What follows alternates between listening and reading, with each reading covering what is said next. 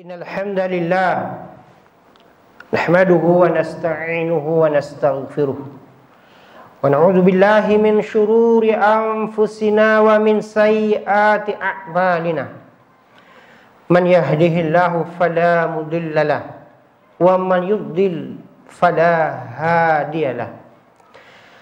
Ashhadu an la ilaha illallah wahdahu la syarika lahu wa ashhadu anna Muhammadan abduhu wa rasuluh allazi la nabiyya ba'dah.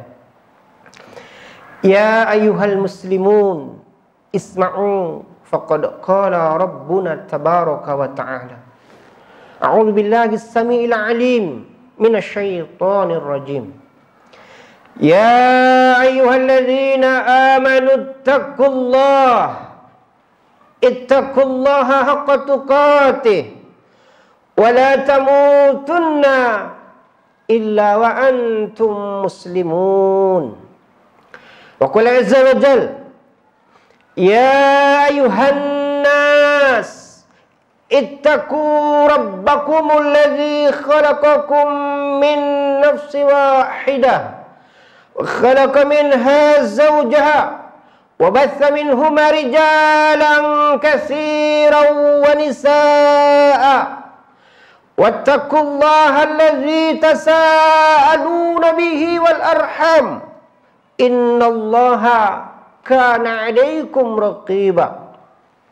وقال أيضا يا أيها الذين آمنوا اتقوا الله وقولوا قولا سديدا yuslih lakum a'malakum wa yaghfir lakum dhunubakum wa may yuti'illaha wa rasulahu faqad faza fawzan 'azima.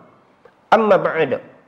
Saudaraku, dalam sebuah hadis dari sahabat yang mulia, sahabat Irbad bin Sariyah radhiyallahu anhu, Nabi kita yang mulia Nabi Muhammad sallallahu alaihi wasallam bersabda, yang hadis ini sahih, diriwayatkan oleh Al-Imam Abu Daud, At-Tirmizi, Al-Imam Ibnu Majah dalam kitab sunan-sunan mereka, bahwasanya Nabi kita Muhammad sallallahu alaihi wasallam bersabda, sabda beliau, fa'alaikum bisunnati wa sunnatil khulafa'ir rasyidin al-mahdiyyin addu 'alaiha bin nawajid. Sabda Rasulullah SAW, wahai para sahabatku, wajib atas kalian semua berpegang teguh dengan sunnahku, berpegang teguh dengan sunnahku, wa sunnatil khulafa'i ar-rasyidin, dan sunnah khulafa ar-rasyidin al-mahdiyyin. Khulafa yaitu khalifah sepeninggalanku, yang mereka adalah orang-orang yang mendapatkan petunjuk dari Allah Subhanahu wa taala. Wajib kalian berpegang dengannya. Wa addu 'alaiha bin nawajid, dan gigit sunnah ini, sunnahku dan sunnah para khulafahku ini, dengan gigi geraham kalian, dengan gigi yang paling kuat dari gigi yang kalian miliki, yaitu gigi geraham kalian. Gigit ya, dan berpegang teguhlah kalian dengannya. Saudaraku, hadis ini secara khusus disampaikan oleh Rasulullah SAW kepada para sahabatnya, tapi isinya umumnya buat kita, untuk seluruh kaum muslimin. Wajib bagi seluruh kaum muslimin hari ini sampai hari kiamat nanti untuk berpegang teguh dengan sunnahnya Rasulullah SAW, dan sunnah-sunnah khulafa dan sunnah-sunnah khalifah, yaitu khalifah yang pertama, khalifah mertua sekaligus sahabat beliau, yaitu sahabat Abu Bakar radhiyallahu anhu. Khalifah yang kedua, sahabat sekaligus mertua beliau juga, yaitu sahabat Umar bin Khattab radhiyallahu anhu. Dan khalifah yang ketiga, sahabat sekaligus menantu beliau, yaitu sahabat Utsman bin Affan radhiyallahu anhu. Dan khalifah yang keempat, keponakan, menantu sekaligus sahabat, yaitu Ali bin Abi Thalib radhiyallahu anhu. Ini adalah khalifah-khalifah Rasulullah SAW yang wajib bagi kita untuk berpegang teguh dengan sunnah-sunnah peninggalan mereka. Dan hari ini tahukah kalian, ada satu sunnah dari sunnah khulafa dari sunnah khalifahnya Rasulullah SAW yang telah banyak dilupakan, yang telah banyak dilalaikan oleh kaum muslimin. Sunnah apakah itu? Yaitu sunnah dari khalifah yang kedua, yaitu sunnah dari khalifah yang kedua, Khalifah Umar bin Khattab radhiyallahu anhu, yaitu sunnah tentang masalah almanak, penanggalan, sunnah tentang masalah kalender penanggalan. Saudaraku, tahukah kalian, dulu di zaman Rasulullah SAW, almanak atau kalender penanggalan Masehi itu sudah dikenal oleh para sahabat. Karena penanggalan Masehi ini adalah penanggalan yang ditetapkan berdasarkan kelahiran Nabi Isa alaihissalam menurut anggapan mereka. Dan Rasulullah SAW diutus 500 tahun setelah diutusnya Nabi Isa alaihissalam. Jadi para sahabat sudah mengenal penanggalan kalender Masehi, tapi mereka tidak tertarik menggunakannya. Mereka tidak tertarik untuk memakainya. Buktinya adalah ketika gubernur, sahabat Abu Musa al-Asy'ari radhiyallahu anhu mengirimkan surat kepada Khalifah Umar bin Khattab radhiyallahu anhu. Beliau mengirimkan surat, menuliskan surat, menerangkan, menjelaskan tentang keadaan wilayah kekuasaan beliau kepada pemimpin yang tertinggi, yaitu Khalifah Umar bin Khattab radhiyallahu anhu. Waktu itu Umar bin Khattab memberikan surat balasan. Apa kata Umar bin Khattab radhiyallahu anhu? Beliau berkata, "Wahai Abu Musa al-Asy'ari, aku telah menerima surat-suratmu. Tapi karena engkau tidak menyertakan tarikh, yaitu tanggalnya, aku kesulitan untuk mengurutkan dan menertibkannya." Setelah itu sahabat Abu Musa pun menyarankan untuk mengadakan penentuan penanggalan. Dan penanggalan apakah yang ditetapkan? InsyaAllah kita akan bahas di khutbah kita yang kedua. Aqulu kama sami'tum wastaghfiru wa lakum wa lisa'iril muslimina fastaghfiruh innahu huwal ghafurur rahim.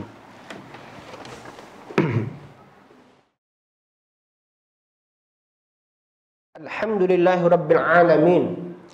Wa bihi nasta'in ala umuri dunya wad din. Wa sallallahu ala nabiyyina Muhammadin wa ala alihi wa ashabihi wa man tabi'ahum bi ihsanin ila yaumiddin wa sallama tasliman katsira. Amma ba'd. Saudaraku kaum muslimin sidang jamaah salat Jumat yang dimuliakan rahmat Allah Subhanahu wa taala. Setelah ini akhirnya Khalifah Umar bin Khattab radhiyallahu anhu pun waktu itu di tahun 17 Hijriah mengundang seluruh para ahli ilmu, yaitu para sahabat-sahabat yang berilmu. Mereka diundang untuk diadakan syuro, sebuah rapat untuk menetapkan penanggalan di dalam Islam, tidak menggunakan kalender yang lainnya. Akhirnya waktu itu saran pun banyak, ide pun dikeluarkan, dan semuanya dijelaskan akan dampaknya, dan semuanya dijelaskan akan konsekuensinya. Sampai akhirnya para sahabat pun bersepakat untuk menetapkan penanggalan Islam. Penanggalan Islam ditetapkan mulai saat Rasulullah SAW hijrah dari Mekah ke Madinah, ke Yathrib waktu itu. Dan sejak saat itu ditentukanlah tanggal hijrahnya Rasulullah SAW ke Madinah ditentukan sebagai tahun pertama Hijriah. Tahun pertama Hijriah. Dan setelah itu ditentukanlah tanggalnya dan nama-nama bulannya. Saudaraku kaum muslimin yang dimuliakan rahmati Allah Subhanahu wa taala. Kenapa hari ini kita perlu mengingatkan kaum muslimin untuk kembali penanggalan Hijriah, untuk kembali penanggalan sebagaimana yang dulu ditetapkan oleh Khalifah yang mulia, Khalifah Umar bin Khattab, yang Rasulullah SAW berpesan agar kita berpegang teguh dengan sunnah khalifahnya. Kenapa ya kaum muslimin? Banyak hal yang bisa kita jelaskan. Mungkin yang sedikit ini bisa sedikit membukakan pintu pencerahan kepada kita semua. Yang pertama, wahai kaum muslimin, ketahuilah Allah Subhanahu wa taala telah menyinggung tentang masalah bulan ini dalam Al-Qur'an. Coba lihat di surah At-Taubah, surah yang ke-9 ayat ke-36. Allah Subhanahu wa taala berfirman. Firman Allah Subhanahu wa taala, "Inna 'iddatash syuhuri 'indallahi 12 syahran." Sesungguhnya kata Allah Subhanahu wa taala, bulan di sisi Allah Subhanahu wa taala itu ada 12 bulan.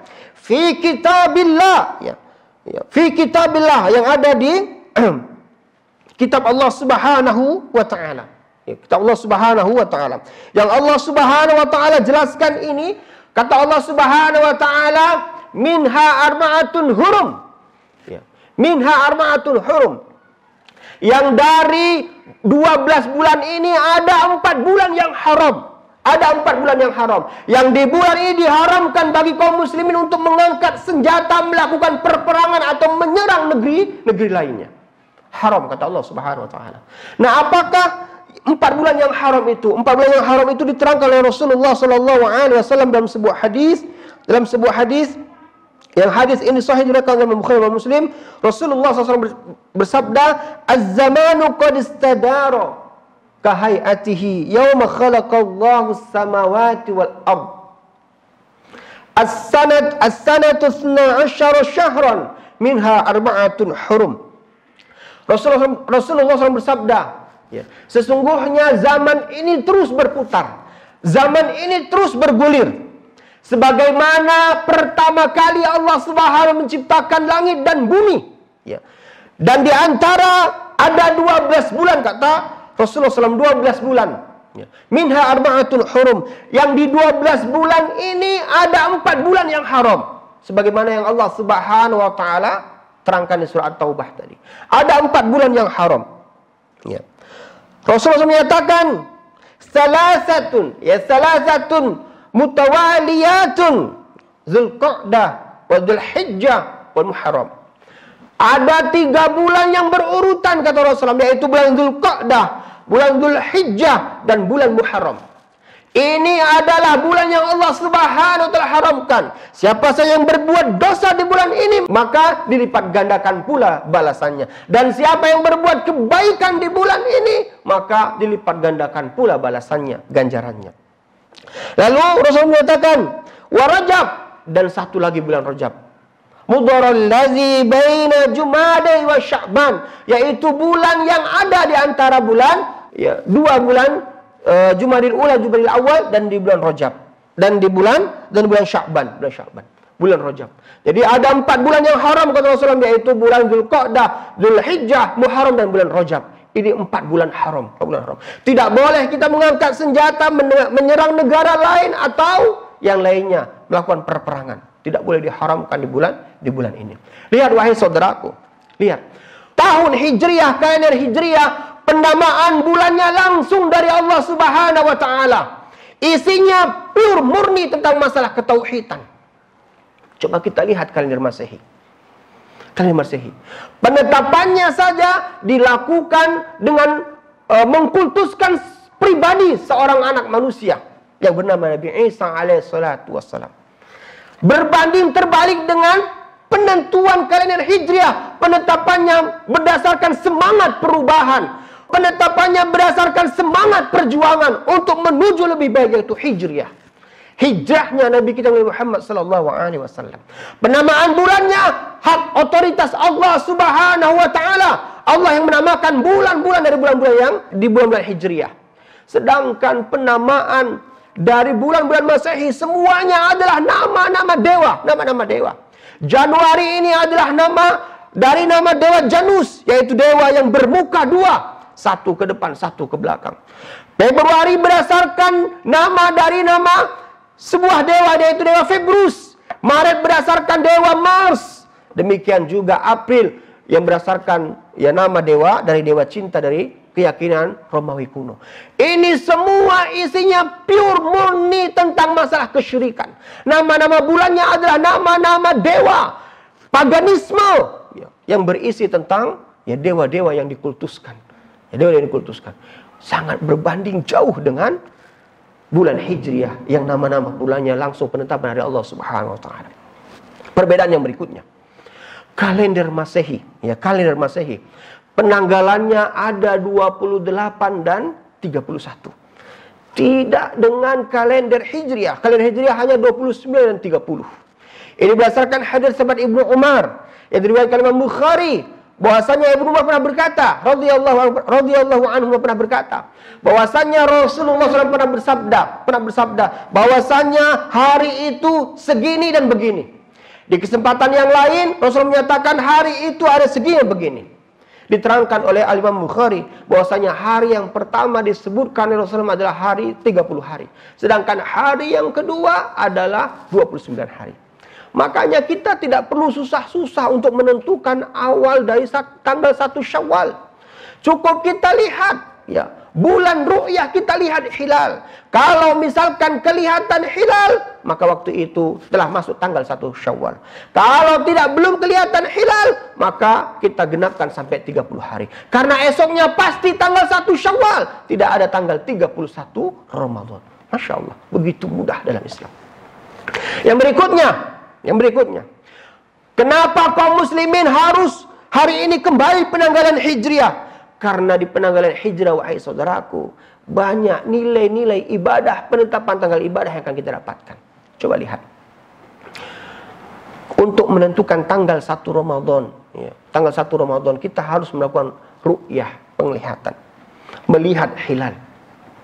Untuk menentukan tanggal 1 Syawal pun demikian, kita harus melihat bulan. Untuk menentukan tanggal 10, ya, puasa Asyura, ya, puasa Asyura di tanggal 10 Muharram, kita pun harus menggunakan penanggalan Hijriah. Untuk menentukan puasa Sunnah Arafah yang pahalanya menghapuskan dosa yang lalu dan dosa tahun yang akan datang, pun harus menggunakan penanggalan Hijriah. Dan untuk berbekam pun yang berkaitan dengan kesehatan, menggunakan penanggalan Hijriah. Dan lain-lain sebagainya dari bentuk-bentuk ibadah. Untuk melaksanakan puasa 3 hari di setiap bulannya pun harus menentukan dengan penanggalan Hijriah. Dari mana kita tahu, ya, kita akan berpuasa 3 hari di setiap bulan, ya, kalau kita tidak menggunakan penanggalan Hijriah. Dan penetapannya pun, wahai kaum muslimin, lihatlah bagaimana kalender Hijriah itu menentukan harinya dari datangnya azan maghrib. Ketika berkumandang azan maghrib telah berganti hari. Berbeda dengan kalender Masehi yang penentuan harinya, penggantian harinya di jam 00 atau jam 24.00 kata mereka. Apa-apaan ini? Ini tengah malam nyenyak-nyenyaknya kita tidur, disuruh kita begadang untuk menyambut pergantian hari. Masya Allah. Dalam Islam pergantian hari adalah waktu maghrib. Begitu azan berkumandang, hari telah berganti. Maka syariatnya bagi laki-laki, pergilah ke masjid untuk berjamaah bersama kaum muslimin yang lainnya. Anak-anak kita dulu ketika azan maghrib berkumandang, siap-siap untuk pergi ke surau, ke langgar, ke masjid untuk mengaji bersama para ustaz-ustaz dan ustazah mereka. Masya Allah. Masya Allah. Ya. Dan lihat, wahai saudaraku, dalam Islam kalau kita mengikutkan penanggalan Hijriah, maka ada kita sebutkan dengan malam Jumat. Yang siapa yang meninggal di malam Jumat ini, maka termasuk tanda-tanda meninggal yang baik. Dan ada pula hari Jumat itu malam Jumat, atau membaca surah Al-Kahfi. Tapi kalau kita ikut penanggalan mereka jam 00, maka tidak ada yang namanya malam Jumat. Yang ada namanya adalah Kamis malam. Ya. Kita begitu maghrib, bukan Kamis malam namanya, tapi namanya adalah malam Jumat. Karena itu telah masuk hari Jumat, tapi waktu malamnya. Dan di situ kita disyariatkan membaca surat Al-Kahfi. Ya. Bagi laki-laki juga, ya, ada hal yang bisa ia lakukan, yang itu bernilai 2 pahala, yaitu berhubungan dengan istrinya. Ya. Dan ada pula hal-hal yang bisa kita lakukan dari persiapan sholat Jumat sampai, ya, hal-hal yang lainnya. Dan hal-hal yang lainnya lagi yang tidak bisa kita sampaikan di kesempatan yang berbahagia ini. Yang jelas, wahai saudaraku, urgensi penetapan penggunaan kalender Hijriah hari ini ya sangatlah penting sekali bagi kita yang memang tidak mungkin bisa meninggalkan penanggalan Masehi, karena kita harus menyertakannya. Jangan lupa sertakanlah tanggal-tanggal Hijriah, ya, tanggal Hijriah berserta menyebutkan nama bulan-bulannya. Jangan sampai anak-anak kita lebih hafal nama dewa-dewa, nama dewa Janus, nama dewa Febru, nama dewa Mars, nama dewa Aprilia, mereka paham, mereka hafal, ya, tapi nama-nama bulan yang Allah Subhanahu wa taala langsung menetapkan, mereka tidak menghafalnya karena mereka lebih mengenal kalender Masehi ketimbang kalender Hijriah. Saatnya hari ini kita kembali ke penanggalan Hijriah sebagaimana yang dulu para sahabat Rasulullah SAW menggunakannya, yang merupakan sunnah dari sunnah khalifah Nabi kita Muhammad SAW. Berdoa kita kepada Allah Subhanahu Wa Taala, semoga Allah Subhanahu Wa Taala berikan kepada kita kesemangatan, kesungguhan untuk menerapkan Islam di semua lini kehidupan kita. Allahumma salli ala Muhammad wa ala ali Muhammad kama shallaita ala Ibrahim wa ala ali Ibrahim innaka Hamidum Majid. Allahumma barik ala Muhammad wa ala ali Muhammad kama barakta ala Ibrahim wa ala ali Ibrahim innaka Hamidum Majid. Allahumma ighfir lil muslimina wal muslimat wal mu'minina wal mu'minat al ahya minhum wal amwat innaka sami'un qaribun mujibud da'wat. Rabbana zalamna anfusana wa illam taghfir lana wa tarhamna lanakunanna minal khasirin. Ya muqallibal qulub tsabbit qulubana ala dinik. Ya musarrifal qulub sarif qulubana ila ta'atik. Rabbana atina fid dunya hasanah wa fil akhirati hasanah wa qina adzaban nar. Wa sallallahu ala nabiyyina Muhammad wa alihi wasallam. Subhana rabbika rabbil izzati amma yasifun. Wassalamun ala mursalin walhamdulillahi rabbil alamin. Akhiru da'wana. Assalamualaikum warahmatullahi wabarakatuh.